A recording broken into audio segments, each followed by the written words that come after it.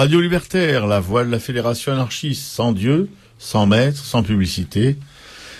À Racaille, la 100, je ne sais plus combien, la 102e, mais oui, 102e, oui, bien sûr, 102e.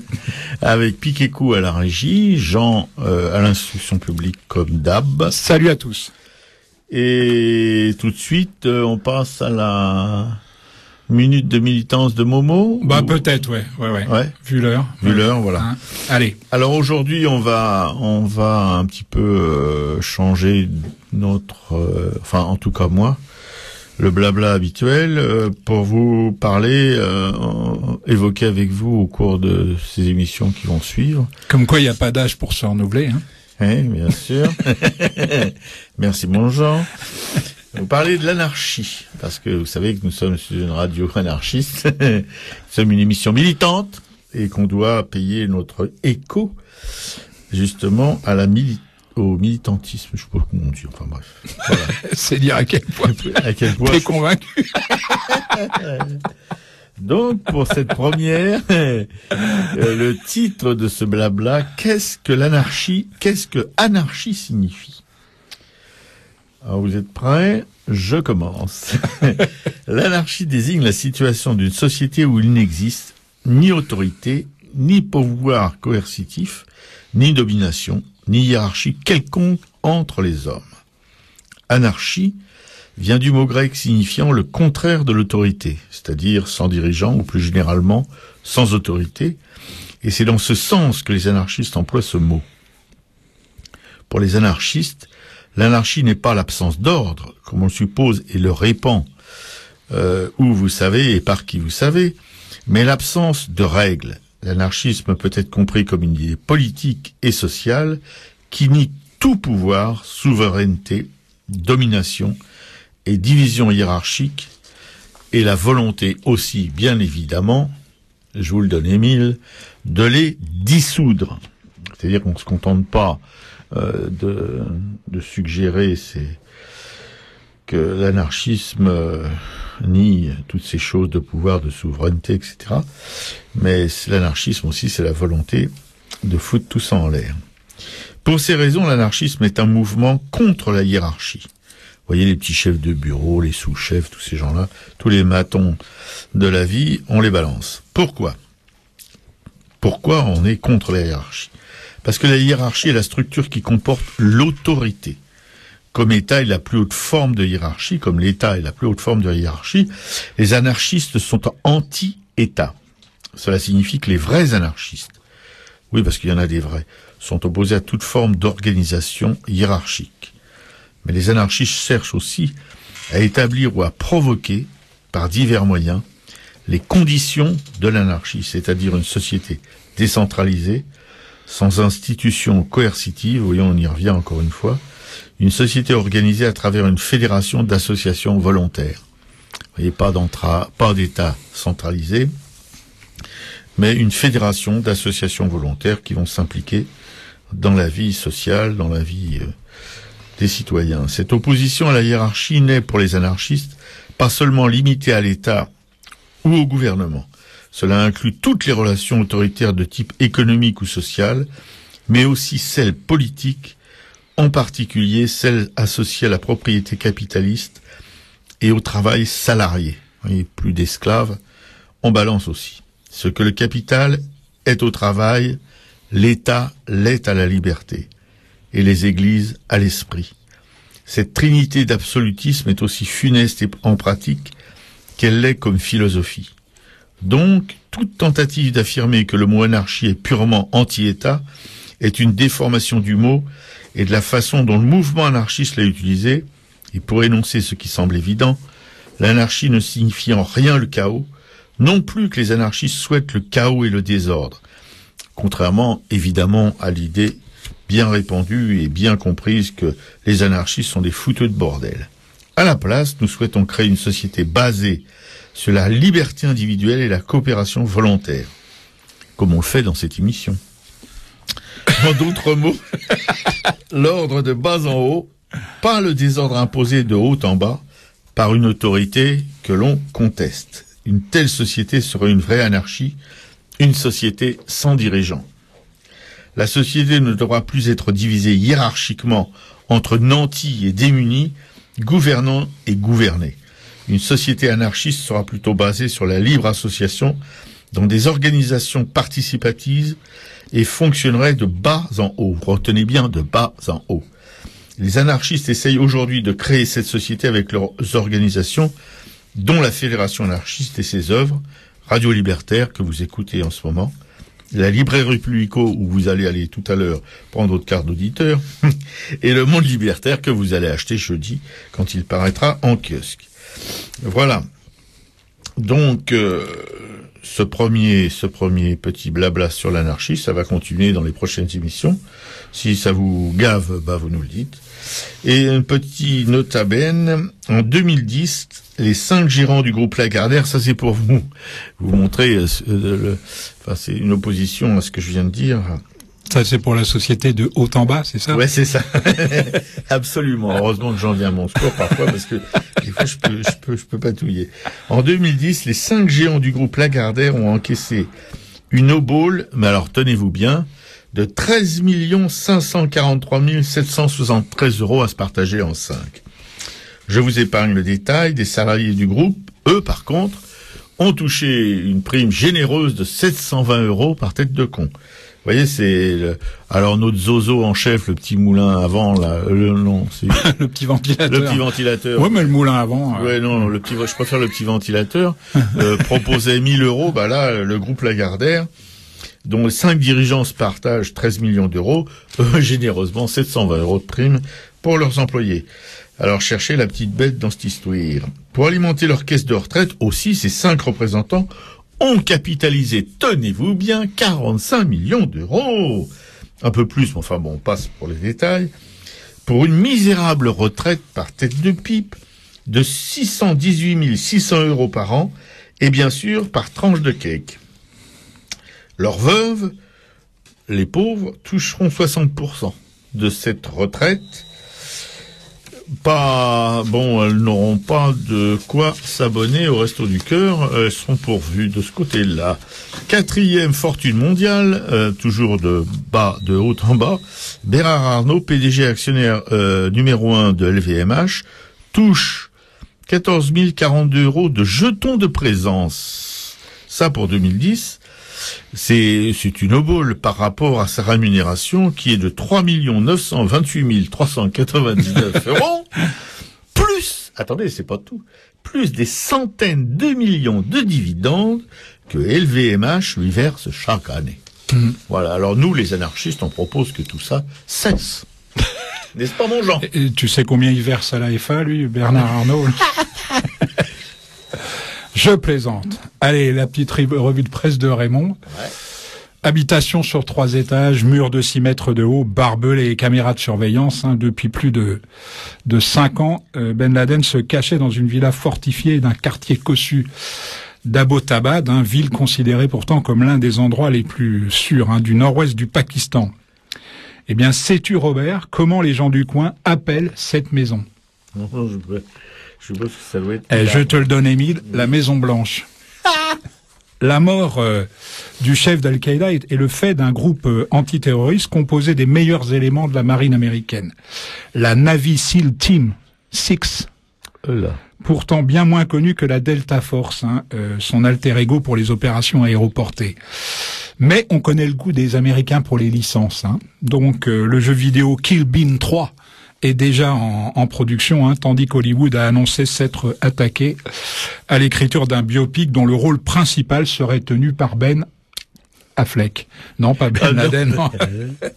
Selon un sondage BVA pour l'Express, Orange et France Inter, Nicolas Sarkozy recueille 31% d'opinion positive, en baisse d'1 nouveau point par rapport au mois dernier, tandis que François Pignon en perd 2 à 49%. Décidément, après la montée aux enfers, la descente aux enfers. Bien, Robert. Bien. Oui, je me réveille. Il suit, j'aime bien quand il suit. Pendant ce temps, la cote de popularité d'Obama fait des bons, on se demande bien pourquoi. Ah ouais, il fait pas de justice. Il fait des bons. Là, mais on ne se fait pas de mousse, le président de tous les Français de droite va bien nous inventer quelques dérapages d'un élu socialo issu des minorités, tu vois, pour retrouver la vénération des sarcofrontistes ou des UM pénibles et bénéficier ainsi d'une embellie sondagière. Proche-Orient, le petit ventilateur élyséen veut relancer le processus de paix, rien que ça. Ah oui. Ah, ça, c'est trop beau. Oh, Ouais. oui. Nicolas Sarkozy, qui a reçu Benyamin Netanyahou, souhaite organiser une conférence sur la paix en juin à Paris. Alors, l'idée n'est pas nouvelle, hein. Mais on estime à l'Élysée-Montmartre que le moment est venu de tenter sa mise en œuvre. Hein. J'entends déjà les rires, hein. Mais soyons clairs. Sarkozy est le seul qui puisse rétablir la paix au Proche-Orient. Ouais. Le seul aussi qui puisse faire qu'ITER produise un jour plus d'électricité qu'il n'en consomme, tu vois. Le seul également qui puisse faire montrer Bertrand Cantat sur scène, hein, en Avignon. Le seul qui puisse faire pousser des dents aux poules. Le seul qui puisse réussir l'alliance de la carpe et du lapin. Voilà. Sarkozy est le seul. Sarkozy est seul. Oui. Seul, non. Car un petit village de retraités aisés résiste encore et toujours à la déprime lepéno-gauchisante qui a envahi notre beau pays. Tous ensemble, ouais, ouais. Et j'ai d'ailleurs appris depuis hier soir que il avait remonté de 4 points dans un autre sondage et tout. Non, c'est pas possible. Il fait le yo-yo. Bon, enfin, les adversaires, pardon. Il a remonté de 4 points. Oui, mais tu sais tout ça. Ah, d'accord. Les adversaires de Dominique Strauss-Kahn n'en espéraient pas tant. Il a suffi d'une photo où le directeur général du FMI monte dans une voiture de luxe pour que la polémique démarre au quart de tour, si j'ose dire. Certains en ont même illico profité pour suggérer à DSK le slogan « La Porsche tranquille » pour sa campagne électorale. C'est assez drôle, nous on va en rire, hein. Ouais. Dans la mesure où nous considérons qu'entre Sarkozy et DSK, il n'y a pas une différence plus épaisse que, disons, un papier à cigarette. Un poil de cul. Ou un poil de cul, comme tu préfères. Voilà. Le prix à piste est pris dans les doigts dans la confiote, hein, le prix à piste du FMI, et c'est bien fait pour lui. Mais les UM pénibles mélangent un petit peu tout quand même, hein. Considérer que ça dédouane certains présidents d'être allés se dorer la pilule, tu vois, sur le yacht d'un industriel dont la fortune dépend pour bonne part des commandes de l'État, relève tout bonnement de l'imposture ou de la forfaiture au choix.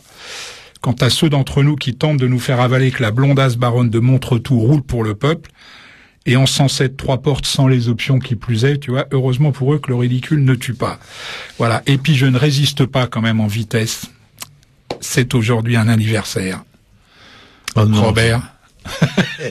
Alors? Quel anniversaire? Je sais très bien que tu vois de quoi je parle. Le 30e anniversaire de l'élection de Mitterrand. Bon, à part l'abolition de la peine de mort, hein, tu en retiens toi, Robert? Rien du tout. Honnêtement, pas grand-chose, hein. Bon. Donc, dans une certaine mesure, s'il y a un jour qu'il faut fêter, tu vois, parmi ces 14 années où on a dû se gaufrer Mitterrand, c'est le jour où il a été élu. Parce que derrière, ça s'est quand même gâté très très rapidement. Oh oui. Hein. Là, il y avait quand même quelques raisons de se marier. Alors, je vais juste vous lire un tout petit témoignage que recueilli au hasard, hein, ce matin dans Libération, parce que c'est assez rigolo et je trouve que ça synthétise pas mal quand même cette soirée-là. Issu d'une famille de droite gaulliste jusqu'au bout des ongles, je me souviens très bien de ce soir-là. J'avais 14 ans. Ma mère n'avait pas pris la peine de faire à manger. On regardait la télé avec angoisse. Pas un mot, que des souffles, des soupirs, des bruits de chaises. Et El Kabash apparaît à l'écran.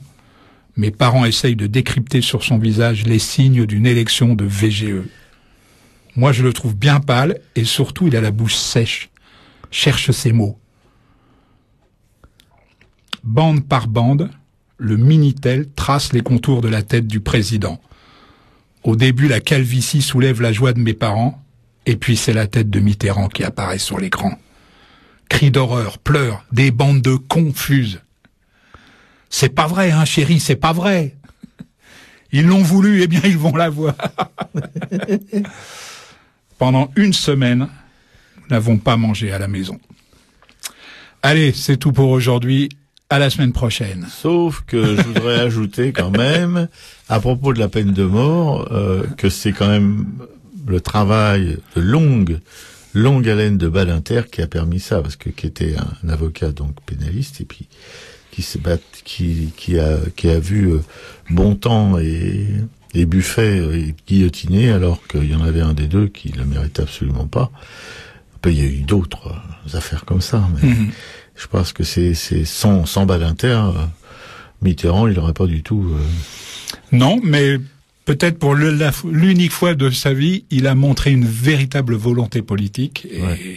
Alors que pendant la guerre d'Algérie, il a fait alors que pendant la guerre d'Algérie, il était ministre de l'Intérieur, il a fait guillotiner à tour de bras des rebelles FLN qui avaient été niaqués par Massu et sa bande. Donc voilà. Mais tu vois, comme on le disait en début d'émission, il n'y a pas d'âge pour évoluer. Ouais. Bien.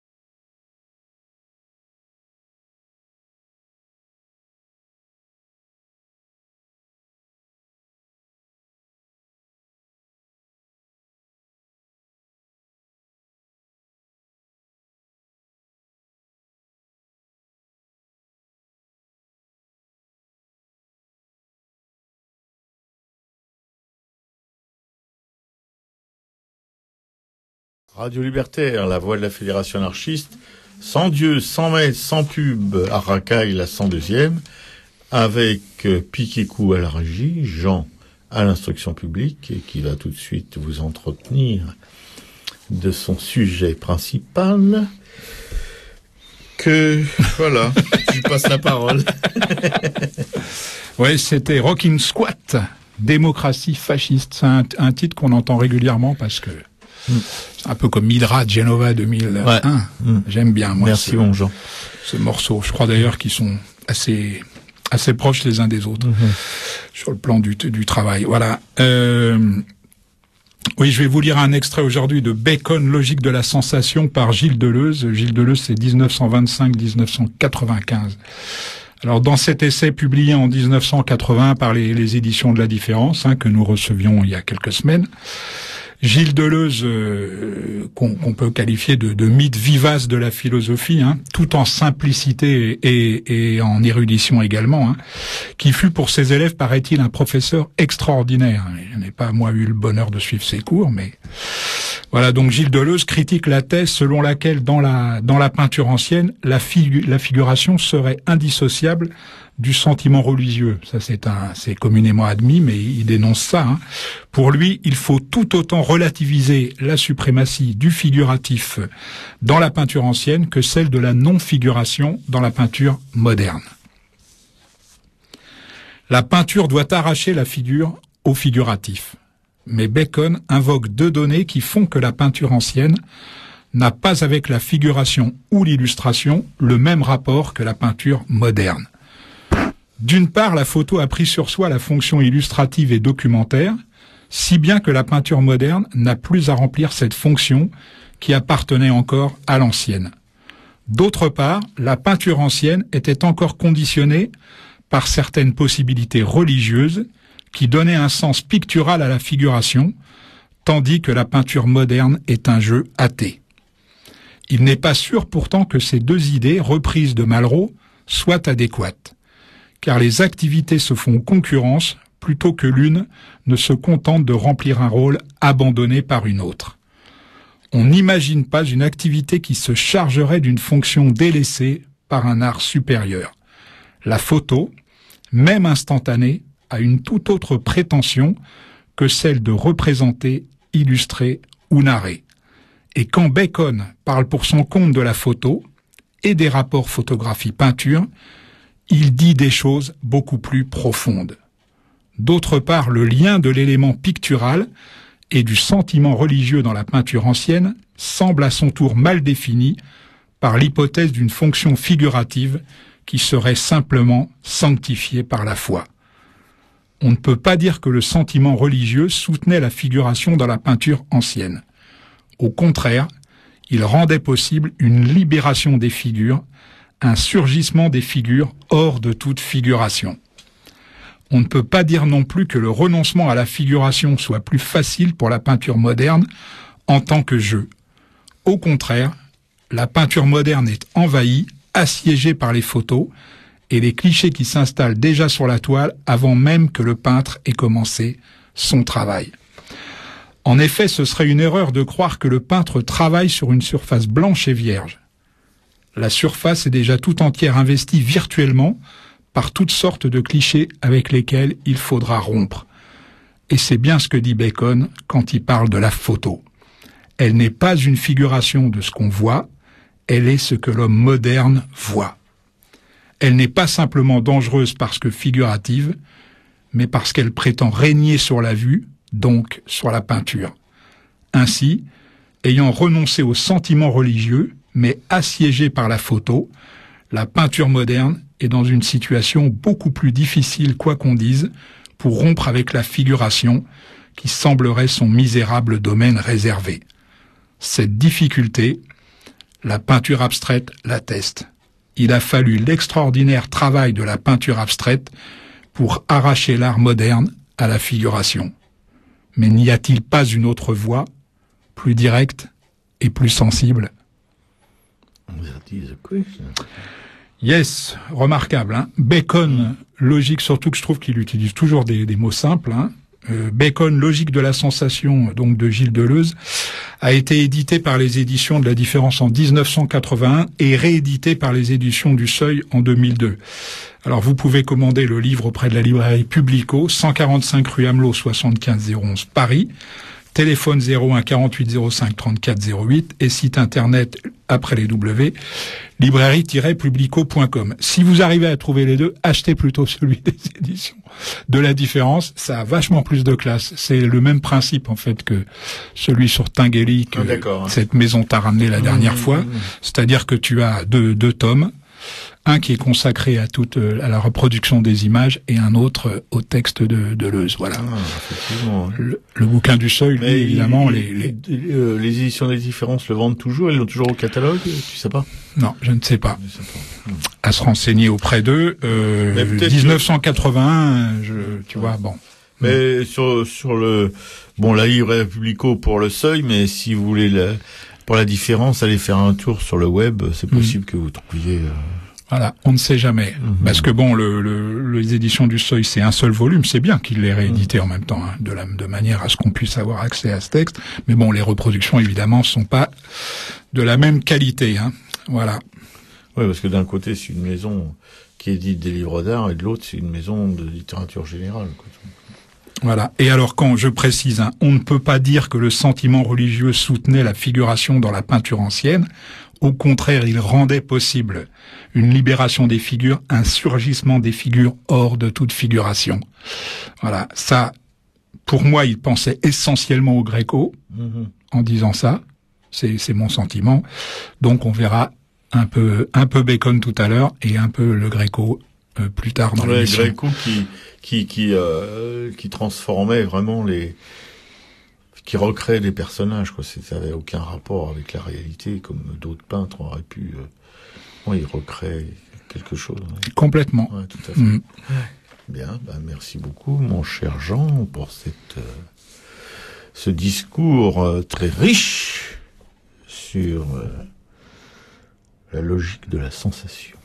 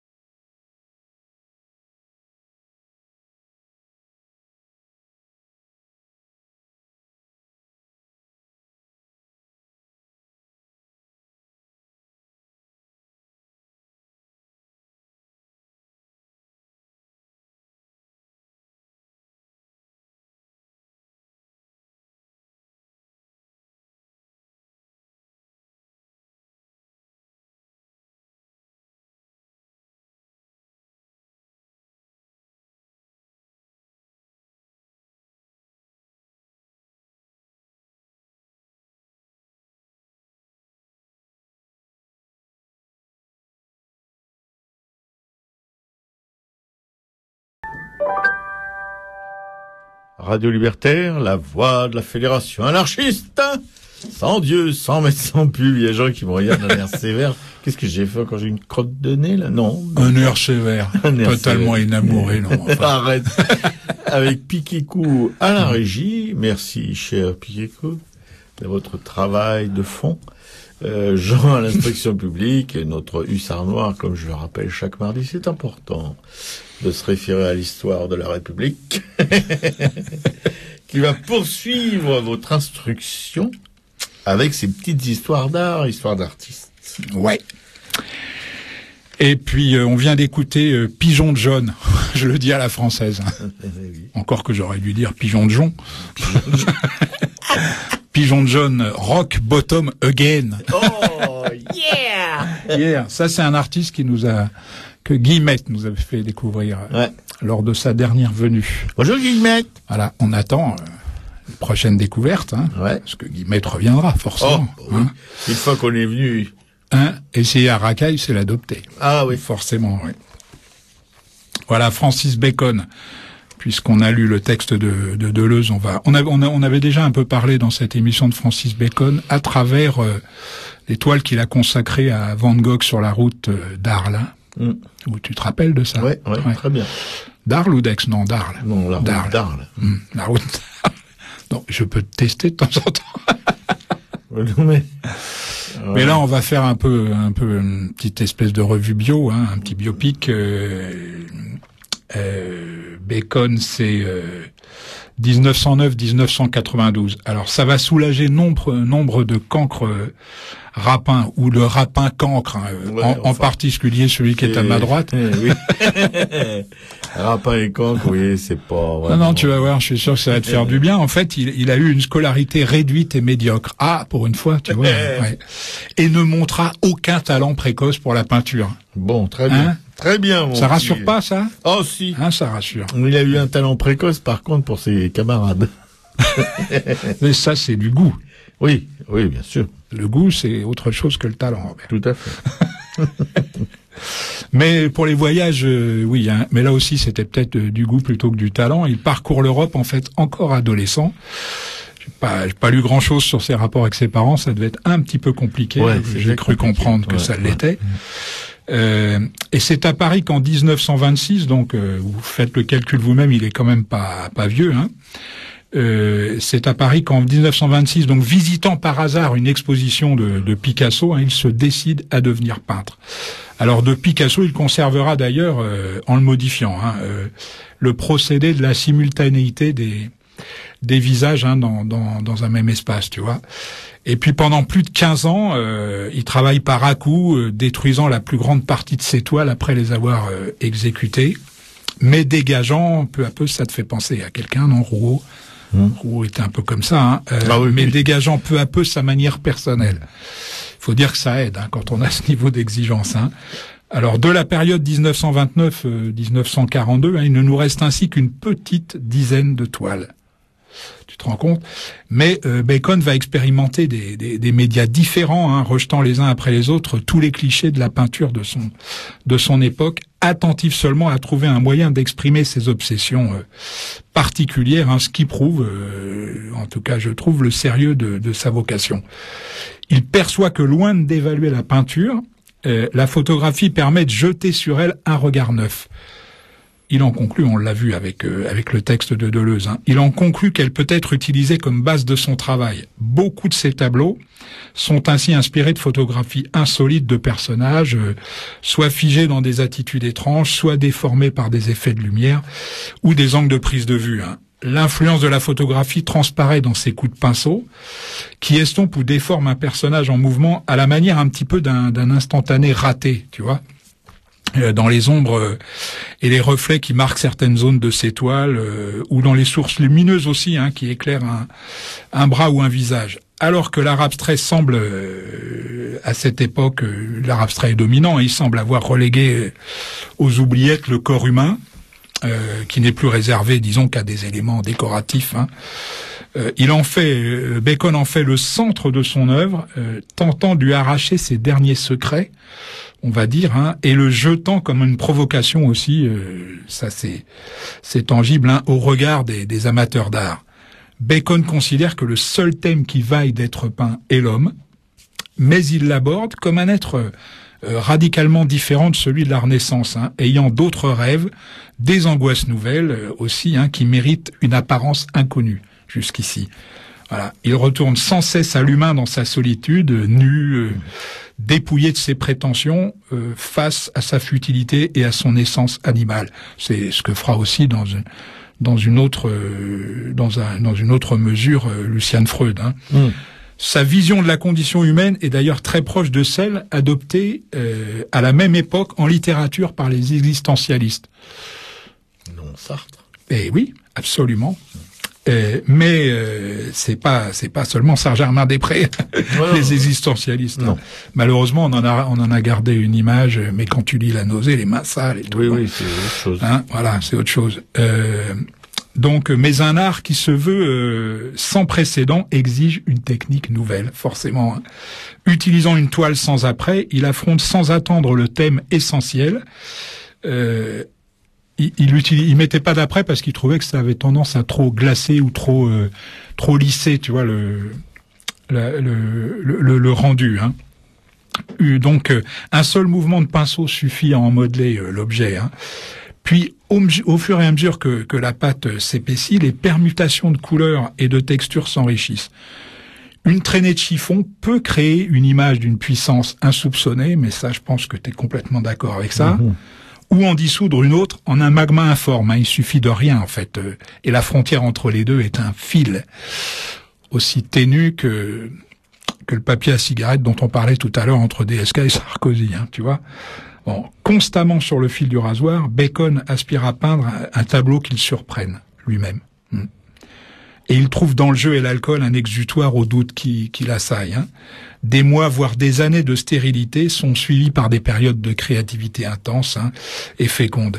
Il s'attaque ainsi aux animaux, des chiens, des singes. Il semblait avoir un peu fait le tour peut-être de l'être humain à ce moment-là, hein, mais pas complètement, parce que s'il s'attaque à des chiens, donc comme je viens de le dire, des singes, où il y a des éléphants aussi dans sa peinture, il les peint à l'image de l'homme, désespéré, solitaire, et il faut bien le dire, laid, profondément laid.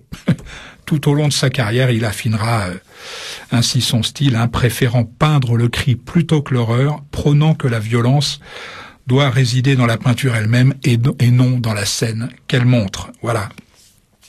Des valeurs qui peuvent être utilisées à bon escient par des peintres aujourd'hui, et pas que des Arméniens, comme disait mon beau-frère. Voilà.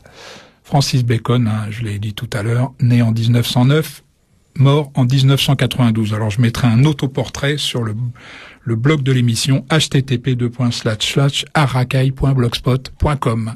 Et on peut, enfin, je voudrais ajouter que je me souviens d'une exposition de Bacon-Freud à la Galerie Mind, même si Bacon n'apprêtait pas ses toiles, je veux dire que le rendu est assez exceptionnel, quoi. C'est d'une virtuosité infinie, magnifique. Que ce soit dans les tout petits formats, ces petits autoportraits, qui sont sous verre, mais qui sont vraiment des petits formats, que ce soit les grands, c'est un travail éblouissant, du point de vue technique. Oui, aux dernières nouvelles, le portrait, je crois, hein, le portrait de Bacon par Freud, là, sur une petite plaque de cuivre, je crois que c'est une petite plaque de Freud, n'a pas été retrouvé, hein. Ah bon? Oui, je crois. J'étais même pas au courant que... Si, c'était une émission. Hein. Arrête. Non, là, tu me tends les pièges, non. C'est pas joli. Enfin, ouais, c'est pas joli. Ah là là. Il y a mademoiselle... La fraternité et moi, ça fait deux. Ouais. Bon. Everybody's gonna dance tonight. I know you'll come too. I know you want to. Everybody's gonna dance tonight. I know I'll see you. I know I'll kiss you. I am a little guy. She knows I wanna kiss her so bad. I am a little guy. She knows I wanna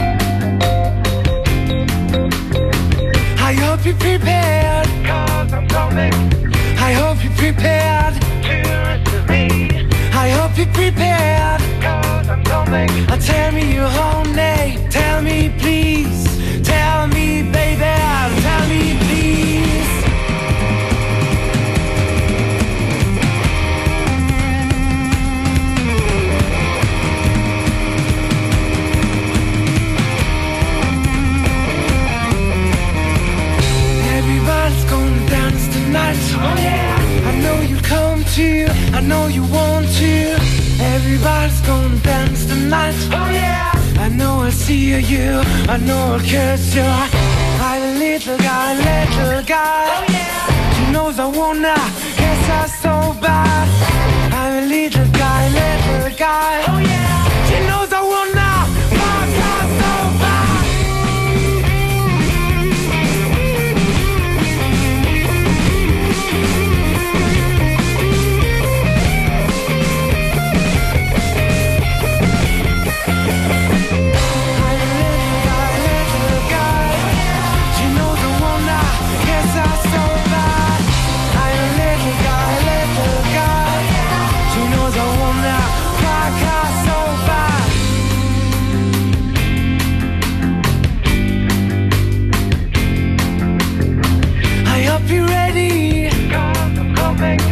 I hope you're ready to me. I hope you're ready. I'm coming. Now tell me your whole name. Tell me please. Tell me baby. Tell me please. Aracaille. Et alors, ça vous gêne? Radio Libertaire. C'est la 122e. Bah oui. Déjà. La 122e, la 102e. Pardon. Il en rajoute 20. Remarque, on en rajoute 20 tous les... Ouais, on en rajoute 20 tous les 10 émissions, comme ça on va vite à 2000. Parce qu'il y en a qui nous gavent et qui sont là depuis 30 ans, alors que nous, on est là que autrement, on n'est pas ans. sûr d'y arriver, quand même. Non. Ouais. Voilà. Avec toujours Piquet-Cou dans la régie, qui se démène avec le téléphone, là. Bravo. Ça n'arrête pas de sonner ce matin. Ça n'arrête pas de sonner ce matin. On sent que l'émission commence à s'installer, quoi. avec notre Jean qui va nous raconter une nouvelle histoire d'art et d'artiste. Vous avez bien capté tout ce qu'il veut nous faire passer sur Bacon, et d'ailleurs il en a profité pour remonter les bretelles. Ça devient son sport favori apparemment. Oui, ça me met en forme au moins pour toute la journée. Donc voilà. En essayant d'insinuer que j'avais pas écouté une émission auquel j'avais participé. Alors, bon, je veux bien que je commence à sucrer un peu les fraises, moi, à ce point-là, quand même. Et voilà, ça rend hilar Piquet-Cou, ouais, bien sûr. Bon, bah, allez-y, les mecs. Lâchez-vous. Lâchez-vous. Voilà, on vient d'écouter The Popopopops. Oh, Dance Tonight. Dance Tonight. C'est un morceau qui nous a été envoyé par Sarah. Ah, merci Sarah. Elle continue, bien qu'elle soit très occupée. Oui, genre. De temps en temps, elle pense à nous et puis elle se dit. C'est ça les winners, ils sont occupés. C'est pas comme les losers. Au mince, faut que je leur envoie un truc parce que là, c'est en train l'émission est en train musicalement de se ringardiser dramatiquement. Ah, j'imagine ça. Oh non, alors là, là, franchement. Là. Non, c'est pas possible, là. C'est pas possible. Les Doors, Carlos Santana, donc ça va un moment. Brassens. Ah. Bon, on s'arrête. Bon, allez. Le Gréco, j'en ai parlé tout à l'heure, donc je suis persuadé que c'est le peintre auquel Deleuze faisait allusion. 1541-1614. Ah oui, c'est pas tout jeune. Hein. Au carrefour de trois cultures, hein, byzantine, italienne et également hispanique, le Gréco est un des peintres les plus complexes de toute l'histoire de l'art. Hein. Pour commencer, on ne sait pratiquement rien de son enfance, ni de sa jeunesse d'ailleurs, hein, à part le fait qu'il soit né en Crète. C'est pour ça qu'on l'appelait le Grec. Hein. Tout au plus sait-on aujourd'hui par recoupement qu'il est le jeune disciple de Talent dont Titien parle à son mécène Philippe II d'Espagne dans une lettre datée de 1567. Voilà, Philippe II d'Espagne, il était d'ailleurs pas que roi d'Espagne, il était aussi roi des Pays-Bas et je crois même qu'il est devenu également roi du Portugal avant la fin de sa carrière, je dis ça entre guillemets. Enfin voilà, en tout cas c'est un grand mécène des arts. Hein. À Venise, donc le Gréco va en effet collaborer avec Titien et subir son influence. Sa touche, c'est comme ça d'ailleurs qu'on sait qu'il est allé en Italie. Hein. Sa touche se fait alors légère, ses couleurs vives et sa technique vibrante. Hein. Tintoret le marque également fortement, hein, car il partage ses préoccupations formelles, ainsi que Michel-Ange, hein, dont le génie tragique et hyperactif s'oppose pourtant assez radicalement à ses propres tendances, qui sont plutôt celles de la contemplation. Voilà. Alors comment et pourquoi rejoint-il l'Espagne? Nul ne le sait. Il y a eu ça continue de passionner les historiens, c'est ça qui est marrant, mais ils ne peuvent que se perdre en conjecture. Bon, le Gréco ayant toujours refusé de son vivant de s'exprimer sur ce point. Alors c'est pas maintenant qu'on va trouver pourquoi, mais c'est le moment où s'achève quand même. On peut dire ça, que c'est le moment où s'achève la construction de l'Escurial dans la région de Madrid, et on peut deviner que Philippe II a un grand besoin d'artistes décorateurs, puisque pour l'architecture c'est pratiquement terminé. Voilà, bon. Pourtant, dès son arrivée en Espagne, le Gréco s'installe à Tolède, où lui ont été faites 2 très grosses commandes. Il y trouvera les modèles de ses chefs-d'œuvre, prêtre, juriste, officier en retraite, portant toujours des vêtements sombres avec la fraise de dentelle blanche autour de leur tête osseuse. Il y trouve aussi le grand amour de sa vie, Jéronima, de Las Cuevas, qui va beaucoup l'inspirer. Toutes les premières œuvres tolédanes de l'artiste répètent en effet à loisir ce beau visage de femme très allongé, aux grands yeux tristes, empreint de douceur et de fatalité qui obsède manifestement le Gréco. En 1580, il reçoit enfin, parce que c'est ça dont il rêve manifestement, il est là pour ça, il reçoit sa première commande pour l'Escurial, donc de Philippe II, un martyr de Saint-Maurice, dont les coloris bleus aigres et les jaunes agressifs vont déconcerter le roi, au point que tout en payant le tableau, quand même, au Gréco, il en commandera un autre plus conforme à ses vœux, à un autre artiste. Et manifestement, il était assez ombrageux, Gréco, était quelqu'un certainement de très orgueilleux, dédaigné par le roi. Il ne sortira plus de Tolède et ignorera superbement Madrid. Il faut quand même préciser aussi que Tolède joue alors le rôle d'une capitale intellectuelle. On ne s'y ennuie pas, où il trouvera nombre de clients et d'amis fidèles sensibles à son talent et à son érudition. L'imagerie religieuse produite par son atelier rayonne aussi largement au-delà de la Nouvelle-Castille, ça, il faut le préciser aussi. Le succès du Gréco, d'ailleurs, est tel qu'il va y mener longtemps une vie de grand seigneur, avant de tomber au soir de sa vie dans la misère. C'est en 1586 qu'il réalise son tableau le plus fameux, c'est pas mon préféré, mais bon, c'est comme ça, l'enterrement du comte d'Orgaz. Tout y est contraste, terre et ciel, richesse picturale et dépouillement, figures solitaires et formes confondues. Les visages expriment une mélancolie calme et profonde. La mort n'est après tout que retour à la paix originelle. Ça nous serait plus difficile aujourd'hui. La mort de son épouse va modifier considérablement son art. Les formats se resserrent, la lumière se fait glauque et les couleurs livides. Et c'est le début des problèmes pour Gréco. Esseulé et amer, il tente d'honorer ses contrats malgré une santé défaillante, mais enfin la lassitude est la plus forte. Et pourtant, c'est peut-être pendant ces années, où la ruine et le désespoir l'accablent, que le peintre est le plus grand. Son monde imaginaire trouve alors ses propres lois et son unité, Sol aride, lueur sombre, corps exsangue, visage creusé et anges spectraux, sont dépouillés et travaillés sans souci de réalisme. Peintre immense, oublié pendant plus d'un siècle et redécouvert au milieu du 19e, La singularité du Gréco a influencé de nombreux artistes du XXe siècle, comme Picasso, Jackson Pollock, ou plus près de nous, Gérard Garouste, tu en seras d'accord, qui sont tout à fait, vraiment directement inspirés de lui. Je ramène à son Don Quichotte. On est vraiment chez Gréco. Voilà, http://arakai.blogspot.com, je mettrai un tableau du Gréco, un portrait. Voilà.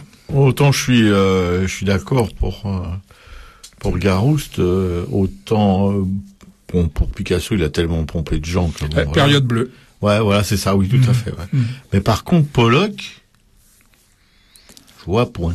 Eh ben, il faut c'est ses premières œuvres. Ouais. Ah d'accord, quand il faisait du figuratif. Du figuratif. Ah d'accord, ok. Ouais.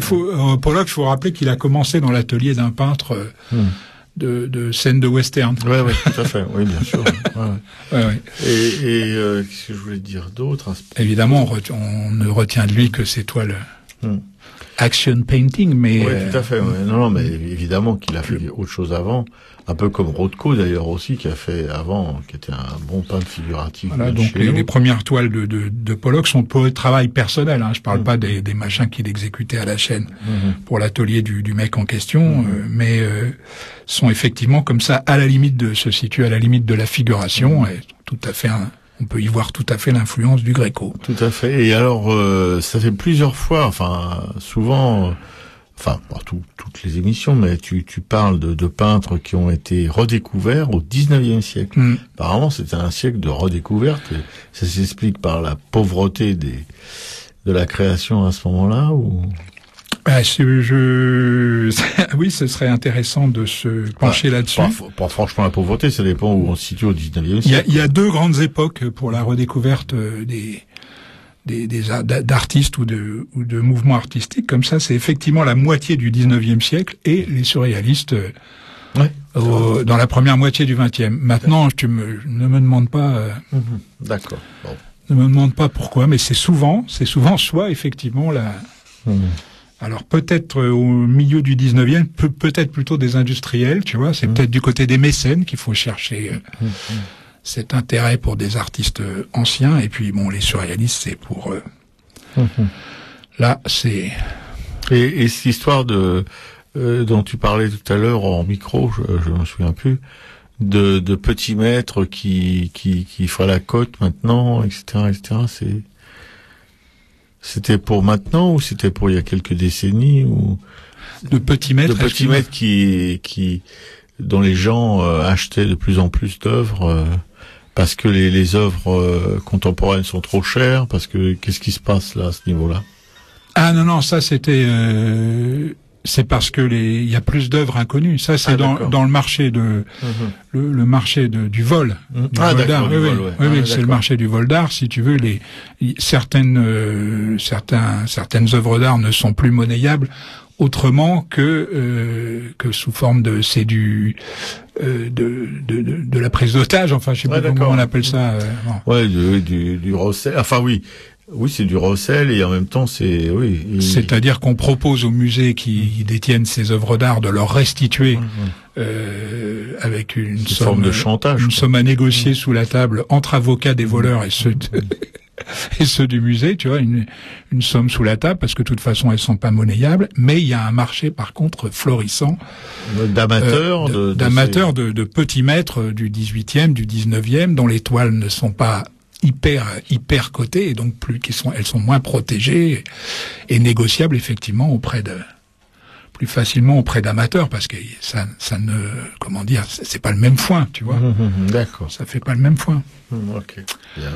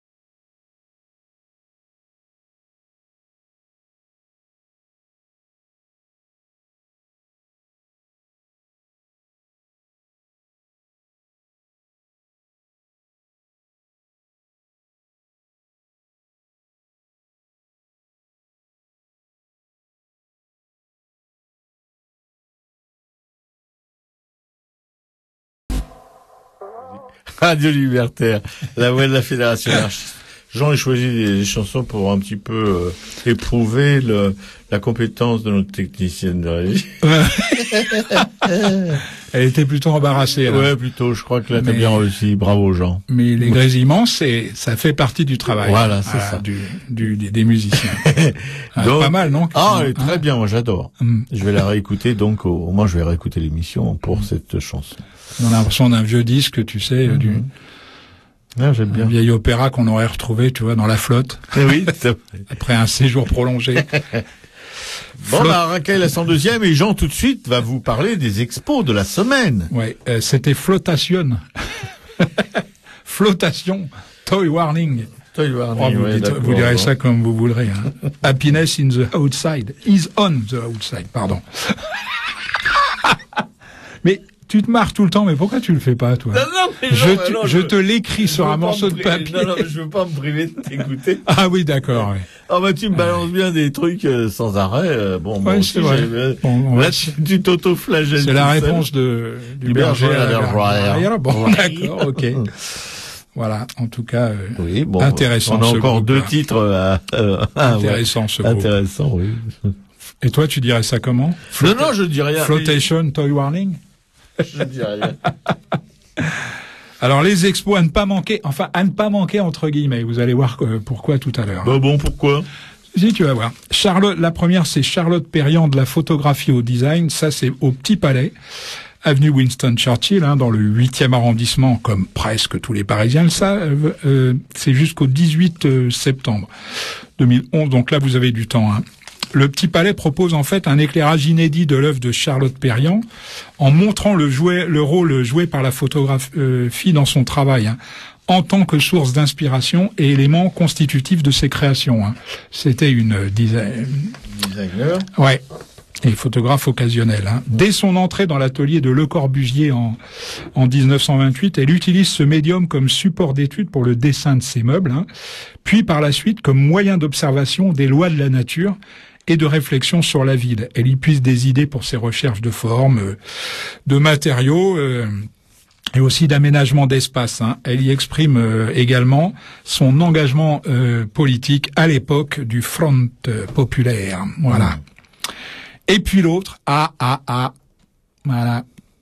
On n'oublie pas qu'on a des gros péteux au ministère de la Culture. Trône. Tu crois? Ah oui. Puis alors de première. Trône en majesté, ça c'est au château de Versailles, qui est dirigé, je le rappelle, par Jean-Jacques Ayagon, ancien ministre de la Culture. 78 Versailles, et ça c'est valable jusqu'au 19 juin 2011, voilà, donc vous avez un petit peu moins de temps. Alors, en fait, c'est à ne pas manquer et à la fois c'est à éviter. Je sais pas, je vais essayer de me faire comprendre. Oui, ça serait bien. Voilà. Par exemple, c'est l'exposition incontournable si vous désirez raffermir votre amour de l'égalité, tu vois, et votre détestation de la majesté. Impériaux, royaux ou pontificaux, ils sont tous là, tous bouffis d'orgueil, tu vois, dégoulinant de prétentions, débordant d'enflure, de vanité mal placée ou d'ego démesuré. Ces trônes ont aussi en commun leur incommensurable laideur. Voilà. À grand renfort de dégueulis de pourpre et d'or. Voilà. Donc, tirez la chasse, Et puis, Frédéric Mitterrand, dit pas bravo, Voilà pour les expos, mon Roro. Merci beaucoup, mon Jean. C'était passionnant. Je sais pas pourquoi il se marre. Je me marre parce que c'est ma fête. J'ai eu l'impression d'être à côté de Sarkozy, tu sais. Il était en train de lire ses SMS tant je te dénonce, mais c'est pas.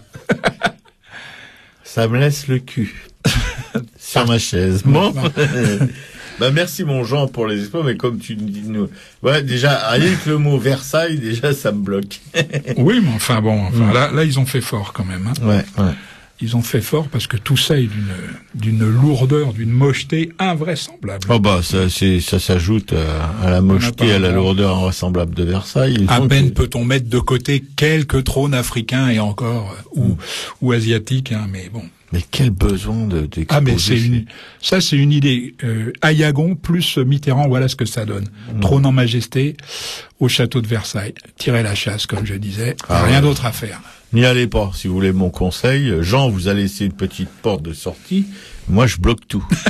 N'y allez pas. C'est cautionner des espèces de choses.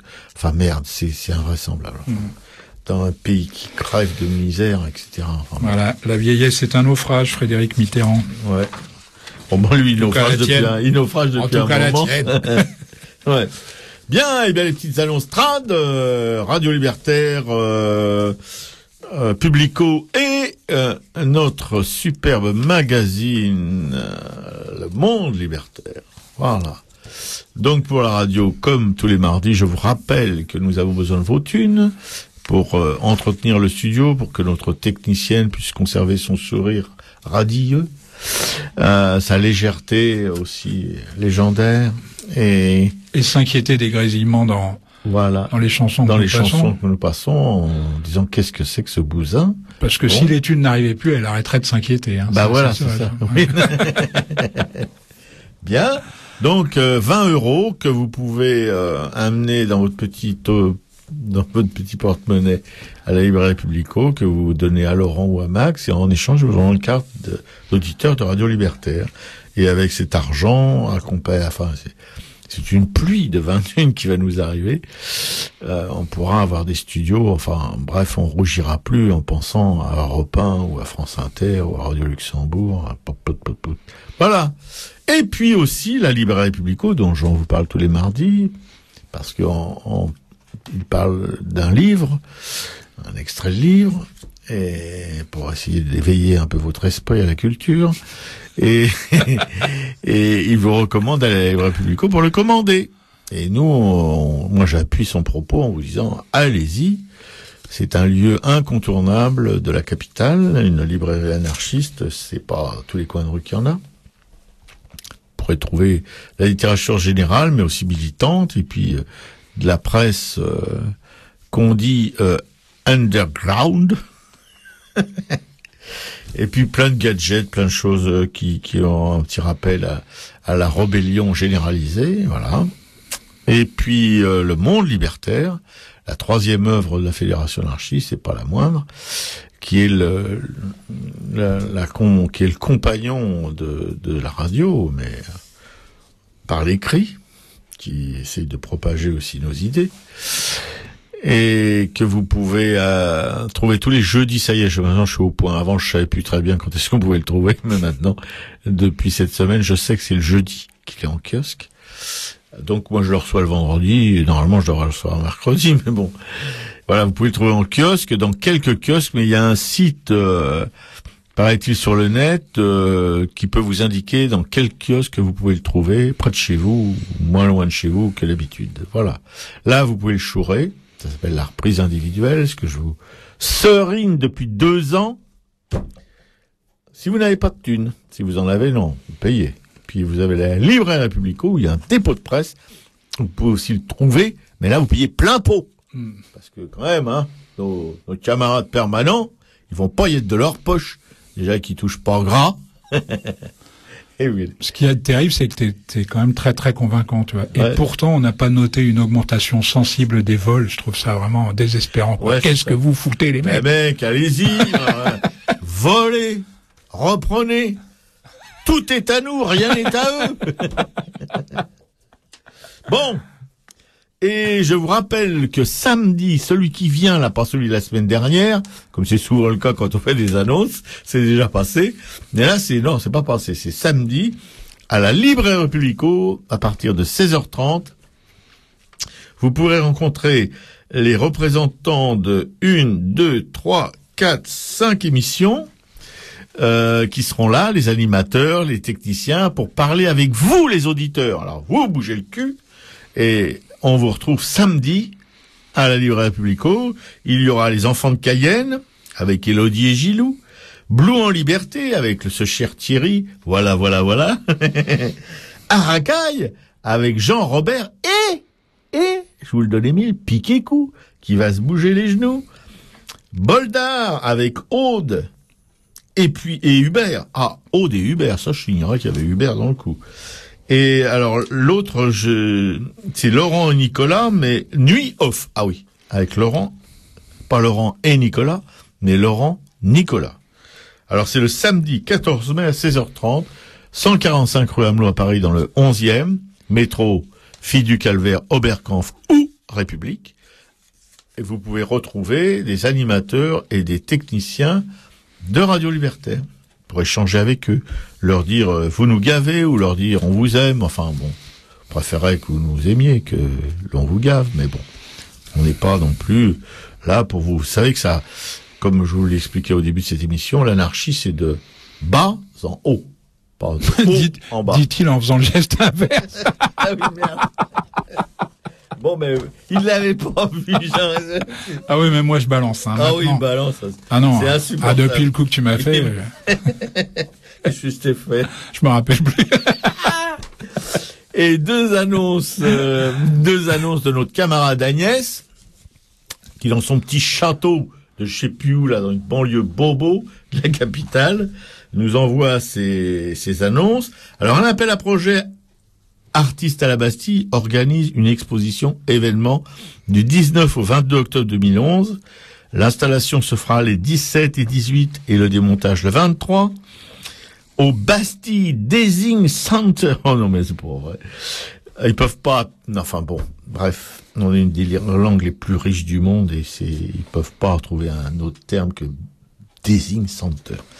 74 boulevard Richard Lenoir à Paris dans le 11e. Alors, http://www.bastille-design-center.com/. Voilà, ça s'appelle Pigment Gourmand, Pigment Violent. Je vais pas vous faire un détail de tout ce truc parce que l'émission n'y suffira pas. Ouais, précise, peut-être le plus important, c'est qu'il ne reste que 2 jours. Voilà. Pour le dépôt de la candidature. Hein. Vous avez entendu ce qu'a dit Jean? 2 jours. Date limite des envois le 12 mai. Le cachet de la poste faisant foi, comme on dit communément. Alors, qu'est-ce que je peux vous dire? Pigment douceur, pigment passion. Ça, c'est le thème. Et vous pouvez vous amuser avec ça, avec le lisse, le rugueux, le sancré, le sensuel, la douceur et la violence, la liberté ou l'oppression. Voilà, vous voyez un peu, vous êtes des créatifs, de toute façon, vous avez de l'imagination, c'est pas la peine que je vous en raconte pendant 1 heure là-dessus. La seule chose dont vient de parler Jean qui est importante, c'est que la date limite d'envoi est le 12. Et que vous pouvez avoir tous les renseignements, je le répète, vous voyez, je suis un mec sympa, http://, vous avez entendu, http://www.bastille-design, vous savez, en anglais, vous connaissez le mot, DESIGN-center, alors, center.com/. Voilà. Et la deuxième date limite, le 15 juin, là, vous avez un peu de temps, vous avez environ 1 mois. Et on appelle la candidature la photographie Maison Blanche. Bon, la mairie du 9e et 10e de Marseille. Alors Marseille, vous voyez, il faut être courageux déjà pour aller jusqu'à là-bas. Et bon, organise une manifestation dédiée à la photographie contemporaine en octobre 2011. Dans le cadre de cette manif, un appel à candidature, c'est ce dont je vous parle. À l'issue de cet appel, un jury désignera 5 lauréats, dont le lauréat du prix de la photographie Maison Blanche. Voilà. Leurs travaux seront exposés durant le mois d'octobre 2011. Le lauréat du prix de la photographie Maison Blanche verra son travail exposé dans une galerie de Marseille et sa région dans l'année qui suit la manifestation. Bon, ne pensez pas que vous allez en tirer tout de suite un profit extraordinaire, mais enfin bon, pour les courageux, faut y aller. Alors, peuvent participer à ce chose sans condition d'âge ou de nationalité, c'est déjà pas mal, parce que ça, c'est les moins de 35 ans ou les plus de 80 ans. Là, c'est tout le monde, de 7 à 77 ans. Tous les photographes professionnels ou amateurs. C'est moins drôle. Le comité de sélection choisira les dossiers qui présenteront un travail personnel, il vaut mieux, sous la forme d'une série. Le critère principal de sélection demeure l'expression d'une vision d'auteur. Vous avez compris, les amateurs? Une vision d'auteur. Il s'agit pas de copier Sieyès ou de copier Newton ou de copier Bresson, non. Vous n'y arriveriez pas. Non, déjà. Et puis, soyons clairs. Le Quérec, ou je sais pas, ou Martine Franck, ou bref. Il y en a tout un tas comme ça. Tous les gens de grandes agences de presse photographique qui se cassent tous la gueule d'ailleurs. Voilà, le jury est composé de professionnels et il désignera 5 lauréats, on le sait déjà, merci. Alors les inscriptions du 15 avril 2011 au 15 juin 2011. Date limite des réceptions chez Volet et Chadier, c'est le 15 juin 2011. Le Gagette et la Poste faisant faux. Bon, les photographes doivent s'assurer de l'accord des personnes photographiées, oui. Alors, photographiez pas les gens à l'insu de leur plein gré, parce que ça peut vous causer des problèmes, surtout si vous les photographiez dans des situations délicates. Je ne sais pas si vous imaginez ce que je veux dire. Bon, les organeurs se réservent le droit d'utiliser gracieusement pour la promotion blablabla, c'est ce qu'ils disent dans toutes les expos. Ils ont tous les droits, d'ailleurs, les gens qui font ces choses-là, sans vous payer un rond, d'ailleurs. Le dossier de participation pour la photographie Maison Blanche devait être constitué des éléments suivants. Un document au format PDF, regroupant un CV et un court texte expliquant la démarche. Alors pour ceux qui savent pas écrire, c'est même pas la peine d'envoyer un truc. Une série de 15 à 30 photographies haute définition, mais c'est tout, mais ils se font pas chier. non, mais les mecs, ils s'imaginent qu'on est tous des millionnaires, quoi.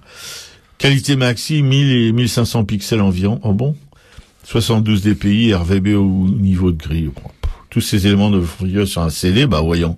Et être envoyé par courrier à la photographie, Maison Blanche, Service Culture, Mairie des 9e et 10e arrondissements de Marseille. 150 boulevard Paul Claudel à Marseille. Vous pouvez téléphoner au 04 91 14 63 56 ou au 06 12 34 00 85. Et j'ajouterai pour vous que, comme toujours, on nous prend pour des cons. À ton tort, c'est ça la question. Allez, juste une minute. Notre ami Jean-Paul Carminati, que nous avons reçu ici, écrivain, avocat, et se produit dans un spectacle qu'il a adapté lui-même d'un essai de Philippe Grimbert, Éviter le divan. Et il se produit, il reste 2 soirs, le 12 mai et le 19 mai, à 20h précises. Le lieu, c'est le centre de la Voie, 29 rue Boursault, c'est au métro Rome, hein. La réservation est obligatoire. leslivreurs@gmail.com. Voilà. Pour le spectacle Éviter le divan, Jean-Paul Carminati, Philippe Grimbert. Voilà. Bien, c'est la fin. On vous embrasse très fort. Et si vous n'aimez pas ça, tant pis pour vous. Bon Jean. Et on vous laisse avec Laurent de Rack This Mess. Alors là, vous notez. Cocktail de musique radicale. Et radicalement radicale. Et il y a que ça dans son thème, la qualification de son émission. Oh, écoute, non, c'est plus long. Calypse. Non, me demande pas. Non, j'ai pas pris les notes. Au revoir, Piquet-Cou. Salut à tous.